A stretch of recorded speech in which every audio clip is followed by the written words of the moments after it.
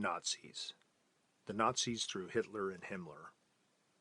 When you think of Nazis, one immediately thinks of Hitler. There was a spirit about Hitler, and it was obviously not good. These videos are attempting to show that there is a spiritual side to all things, and the spiritual leader of the Nazi movement was indeed Heinrich Himmler. Reich Minister of the Interior, Chief of Police, Major Occultist, Second in Command, and overall Commander of the Gestapo, Himmler's quest was for anything spiritual or supernatural by which he could use for world domination. Himmler believed that a major task of the SS should be acting as the vanguard and overcoming Christianity and restoring a Germanic way of living, as part of preparations for the coming conflict between humans and subhumans. Himmler states, "We live in an era of the ultimate conflict with Christianity. It is part of the mission of the SS to give the German people in the next half-century the non-Christian ideological foundations on which to lead and shape their lives. This task does not consist solely in overcoming an ideological opponent, but must be accompanied at every step by a positive impetus. In this case, that means the reconstruction of the German heritage in the wildest and most comprehensive sense." The Holocaust, racial policy, and eugenics are all evidence for the destruction of truth that only comes by way of the Jew and the Christian. It is not coincidence that Judaism and Christianity is always the target. It is the name of the one true God, or Jesus, or the Holy Spirit, that is blasphemed constantly on TV and at the movie theater. "Thou shalt not take the name of the Lord thy God in vain, for the Lord will not hold him guiltless that taketh his name in vain." Nazi racial policies, including the notion that people who were racially inferior had no right to live, date back to the earliest days of the Nazi Party. Hitler discusses this in Mein Kampf, page 116. Darwin's book, The Origin of the Species, has written on the cover the alternate title of Preservation of Favorite Races in the Struggle for Life. How anyone, especially in our current race-sensitive climate, can defend a theory that has favorite races right on the cover is beyond belief. At the heart of Darwin's evolutionary theory is clear racism. I fear stating how strongly Darwin's beliefs were in regards to the animal nature he prescribed to what he calls races other than his own. Read for yourself how lowly he considered what Darwin called other races to be. This subhuman character, Darwin believes, gives rise to the atrocities carried out by the SS. Remember, there is one race, the human race.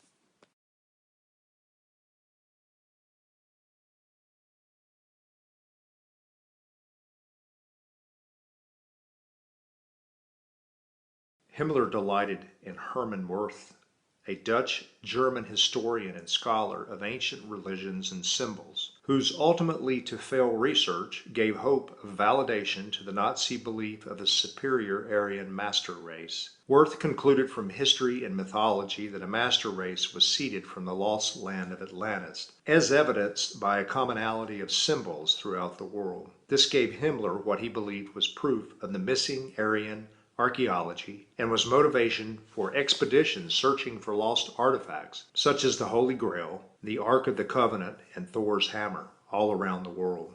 Not unlike what was portrayed in the movie Raiders of the Lost Ark, 1981. Wirth was appointed head of Ahnenerbe, which was another SS appendage devoted to the task of promoting the racial doctrines espoused by Adolf Hitler and his governing Nazi Party, specifically by supporting the idea that the modern Germans descended from the ancient Aryan race, seen as biologically superior to other racial groups. The group was comprised of scholars and scientists from a broad range of academic disciplines. They were writing a script for a new Nazi religion.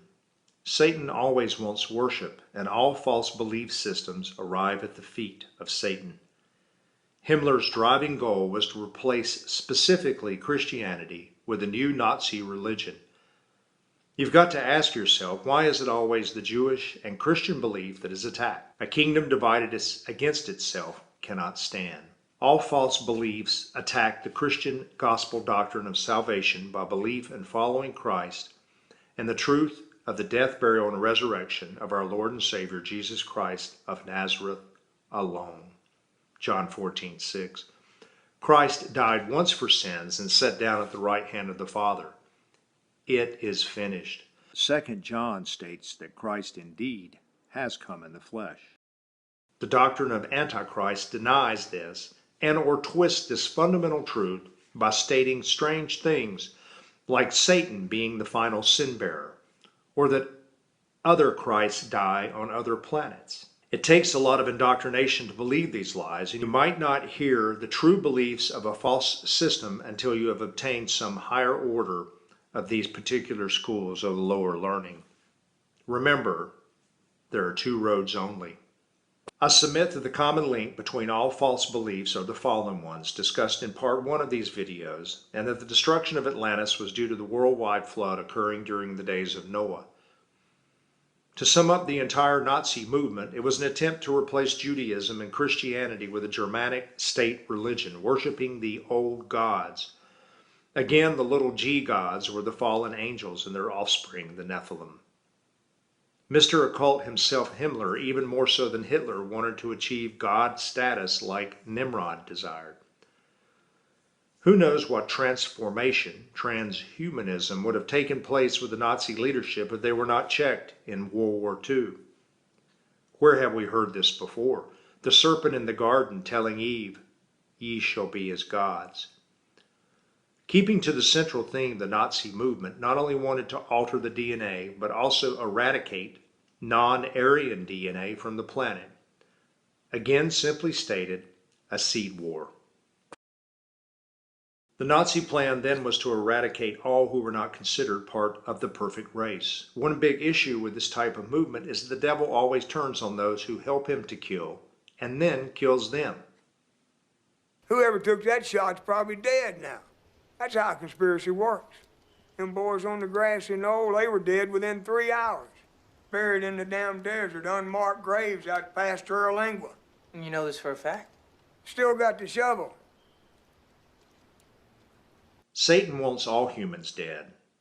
There is one race, the human race, and Satan wants to raise his own corrupted seed in their stead. The satanic plan is that we all must die and spend eternity in hell. Where have we been indoctrinated with this line of thinking? Men in Black scene where the president speaks with the captured alien. The alien makes it clear he just wants all humans dead. Then as now, transhumanism is here. Get familiar with the term. This is not science fiction, but is most definitely current science reality.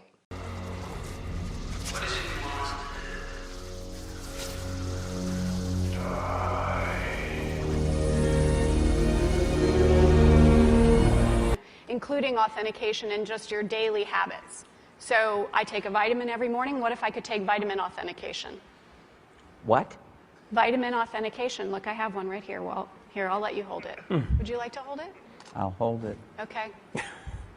So this, You guys see it? this pill has a small chip inside of it with a switch.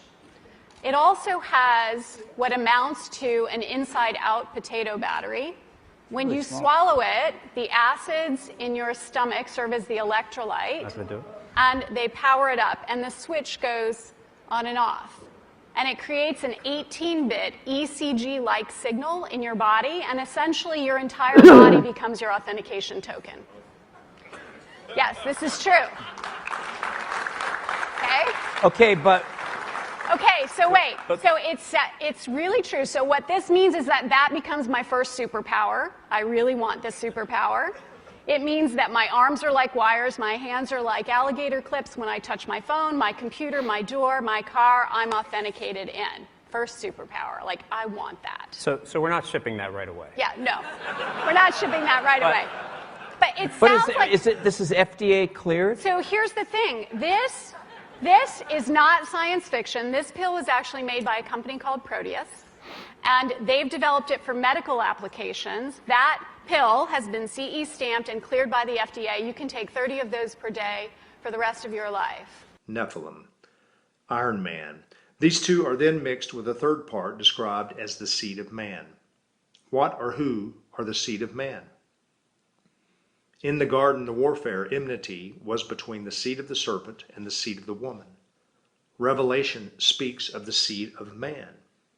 This is when Christ, stone not cut with hands, smashes and destroys the image in its entirety, thus removing any former earthly kingdoms.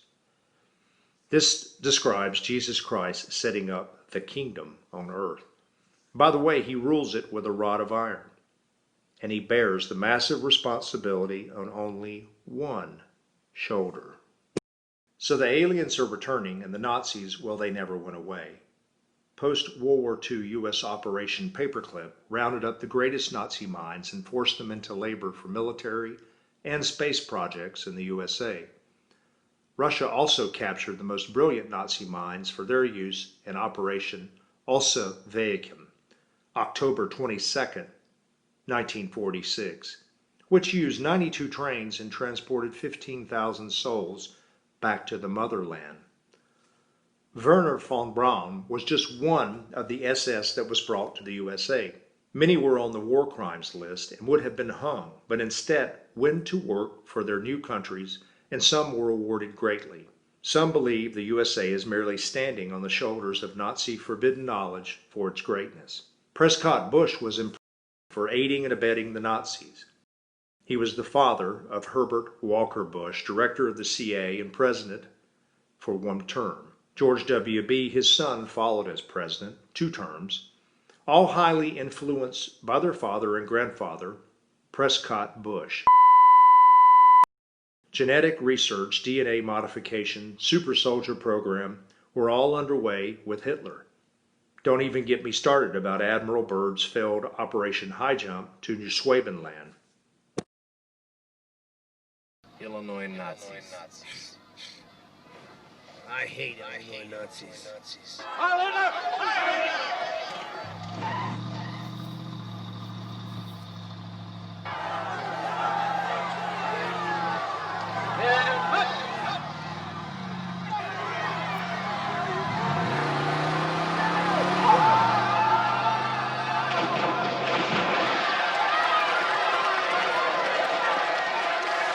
Evil hides but remains. Remember, there are 2 roads, and there has been a continual seed war going on since Genesis 3.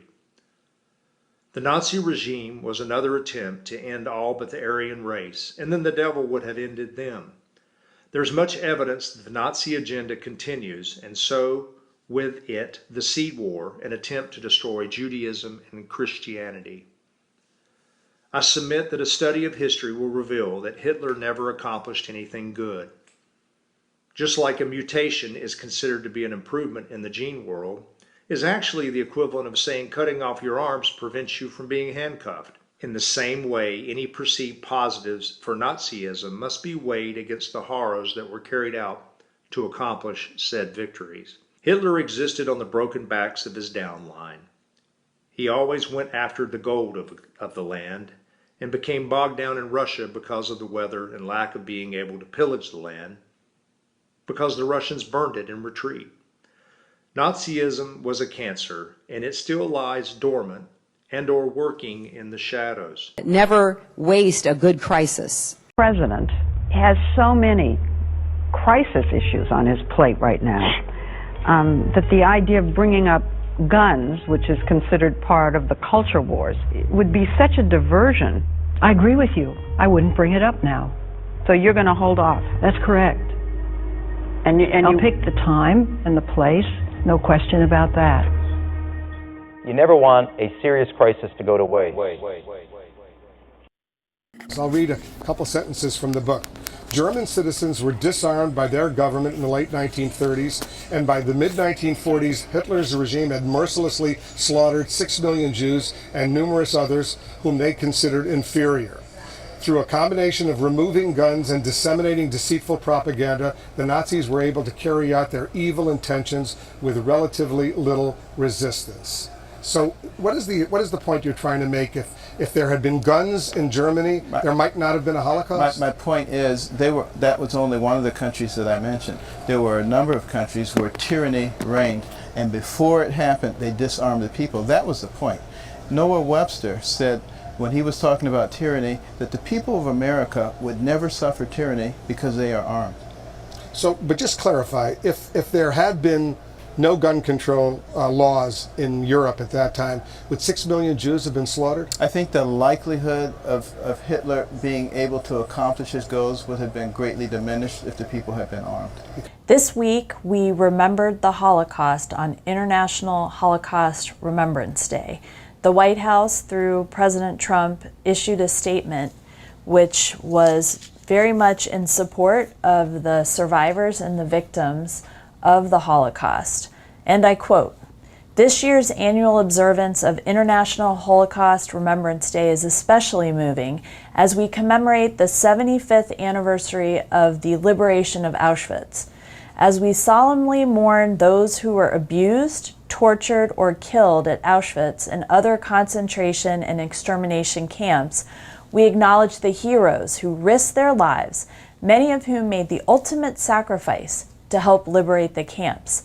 Their sacrifices helped the forces of freedom to prevail to ensure that those atrocious crimes will never be repeated."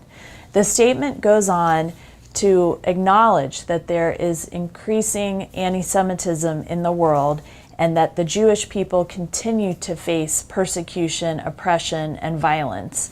And in the memory of this week, it made me think of the 70 million people who died in the 20th century of genocide, of governmental oppression. And I wrote a piece about this, which I will link down below, entitled "Where Tyranny Thrives." And I outline in the piece how there's a 3-step process to genocide. First, there are laws or enforcement that restricts the individual right to possess firearms. Second, there is gun confiscation. Third, an oppressive government kills a disfavored minority or ethnic group through genocide. We saw this happen in the 20th century to an astonishing number of 70 million victims. We saw it happen under the Ottoman Empire. We saw it happen with Nazi Germany. We saw it happen in the Soviet Union.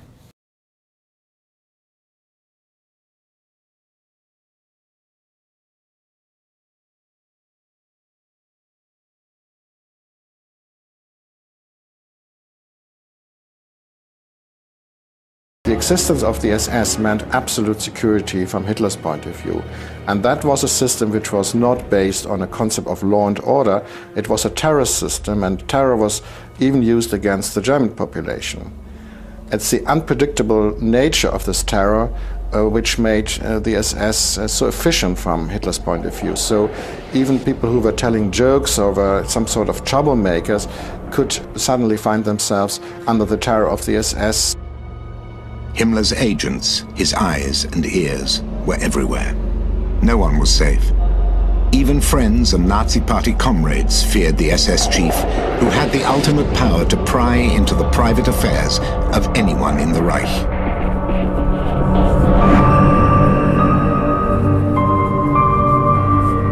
But Himmler made sure that his own private life was strictly protected. And as long as we made money, everything is very democratic. But let's wait and hopefully not see if we have 5 to 10 years heavy economical problems. And the swamp is a lake and is a sea and will swallow again everything. Wir Vernichtung des Systems der Ausbeutung. Her mit dem deutschen Arbeiterstaat. Deutschland den Deutschen.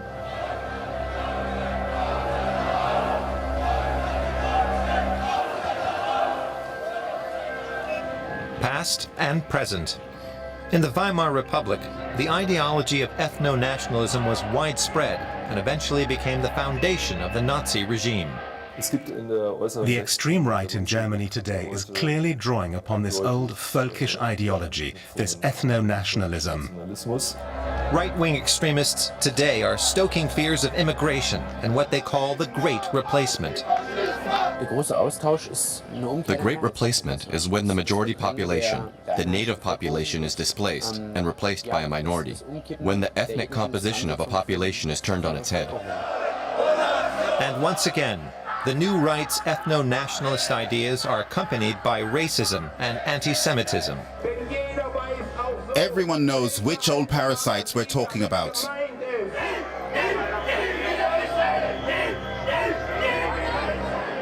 The new right rejects today's Germany and believes the time is ripe for a national transformation. There's a belief, I think it's a delusional one, that the time has come to overthrow the system they hate, to overthrow democracy.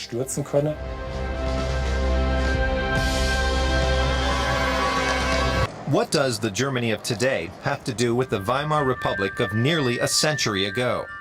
What do they have in common? What parallels can we draw to a time just before the Nazi regime seized power, sweeping away hope, freedom, and peace? There's this simple and catchy slogan, Berlin is not Weimar. That's a trivialization of history. Historical constellations don't repeat themselves in this one-to-one kind of way. The slogan also offers a kind of false reassurance. It implies we don't need to give much thought to anti-democratic developments that might be underway. It suggests that this comparison is meaningless.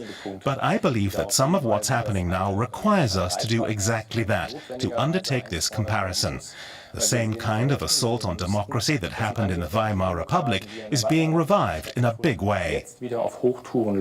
Students at a high school in Cologne are rehearsing a play about Holocaust survivor Tamar Dreyfus, who lost much of her family in the Nazi concentration camps.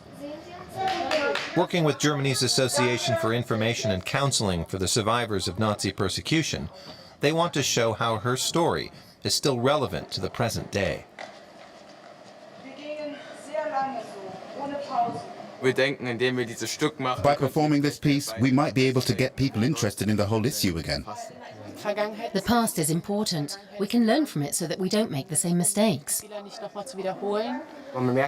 In school, you notice that jokes about Jews have become funny again. Those kinds of jokes are acceptable again. Tamar Dreyfus has also observed the re-emergence of racism and anti-Semitism and believes that something needs to be done now to counter the trend. You once said remembering isn't enough, we have to act. What if that doesn't happen? That would be bad. Then it will grow. We have to keep repeating this message day in and day out.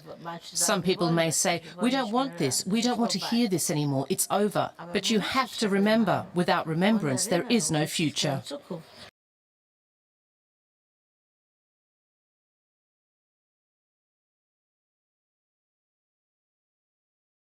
Well, a researcher at the University of Illinois, his name is Dr. Rogers, what he discovered is that he could use standard CMOS techniques to make islands of high-performance silicon connected by accordion-like structures that would allow it to stretch up to 200% and still be performing. And what he did is he founded a company and they started making electronic tattoos. So I'm wearing one here on my arm. Do we have a camera to get a... This is a developmental system made by MC10, and it has an antenna and some sensors embedded in it. And what we plan to do is work with them to advance a tattoo that could be used for authentication. Now, it may be true that 10 to 20-year-olds don't want to wear a watch on their wrist, but you can be sure that they'll be far more interested in wearing an electronic tattoo, if only to piss off their parents.